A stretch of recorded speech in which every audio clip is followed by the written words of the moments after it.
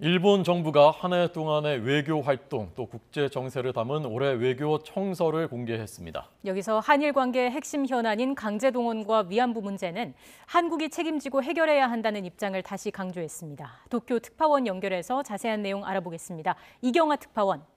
네, 도쿄입니다. 네, 외교 청서 주요 내용 다시 한번 자세히 정리해 주시죠. 네, 전체적으로 한국과 관련된 내용은 지난해와 크게 달라지지는 않았습니다. 먼저 한국을 중요한 이웃 국가로 표현하고 북한에 대한 대응을 시작으로 한일 그리고 한미일 연계가 불가결하다고 썼습니다.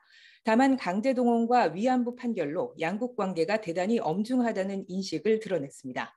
강제동원 문제는 1965년 한일 청구권 협정으로 해결된 만큼 일본이 받아들일 수 있는 해결책을 조속히 제시할 것을 강하게 요구하고 있다는 내용을 담았습니다.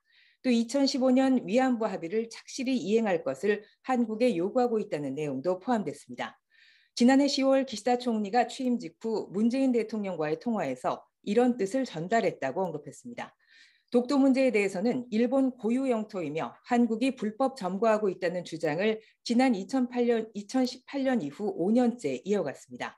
특히 올해 외교청서는 한국 대선 결과를 소개하면서 문 정권의 검찰개혁에 반발해 사임한 윤석열 전 검찰총장이 당선됐다고 썼습니다. 러시아의 우크라이나 침공에 대한 기술도 눈에 띄는 내용인데요. 우크라이나 침공을 인류가 쌓아온 국제 질서의 근간에 도전하는 것으로 결코 용납할 수 없다고 비난했습니다. 이어 사태 전개에 따라 세계와 일본이 전후 최대 위기를 맞게 될 것이라고 썼습니다. 또 미국이 주도하던 국제 질서에서 미중 경쟁과 국가 간 경쟁 시대에 본격적으로 돌입했다는 분석을 처음으로 실었습니다. 일본 외무성은 지난 1957년 이후 한 해의 외교 활동과 국제 정세 등을 담아 매년 외교 청서를 발간하고 있습니다. 네, 이제 새 정부 출범 앞두고 오는 24일 모레 한일 정책협의단이 일본을 방문한다고 하는데요. 이 외교 청서를 보면 일본 입장은 크게 달라지지 않았고, 그러면 어떤 논의들이 이루어질 수 있을 것으로 볼 수 있습니까? 네, 외교청서는 보통 4월 마지막 주에 발표됐는데요. 일본은 한국협의단의 일본 방문 일정보다 빨리 외교청서를 공개했습니다. 악화한 양국 관계를 풀어보자며 찾아오는데 외교청서에 담긴 내용으로 불편한 상황을 만들지 않으려는 뜻으로 보입니다.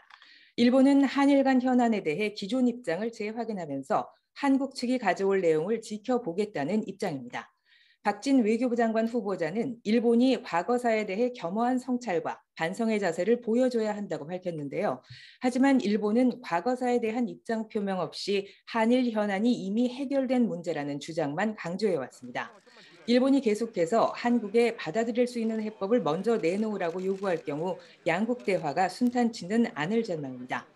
다만 일본 정부는 한국 윤석열 당선인의 리더십에 기대한다는 입장을 여러 번 밝혔습니다. 새 정부 출범을 반기고 있는 만큼 이에 상응하는 태도 변화를 보여줄지 지켜봐야 할 대목입니다. 최근 우크라이나 사태 이후 높아진 안보 위협 속에 일본도 한국과의 관계 개선을 강조하고 있습니다. 구체적인 일정은 아직 공개되지 않았지만 협의단이 기시다 총리와 직접 만날 가능성이 높은 것으로 알려졌습니다. 이 자리에서 다음 달 취임식 참석 등을 요청할 것이란 전망도 나오고 있는데요. 이번 협의단 방일로 시작되는 본격적인 대화 국면에 양국이 어떻게 대응할지 주목됩니다. 지금까지 도쿄에서 YTN 이경아입니다.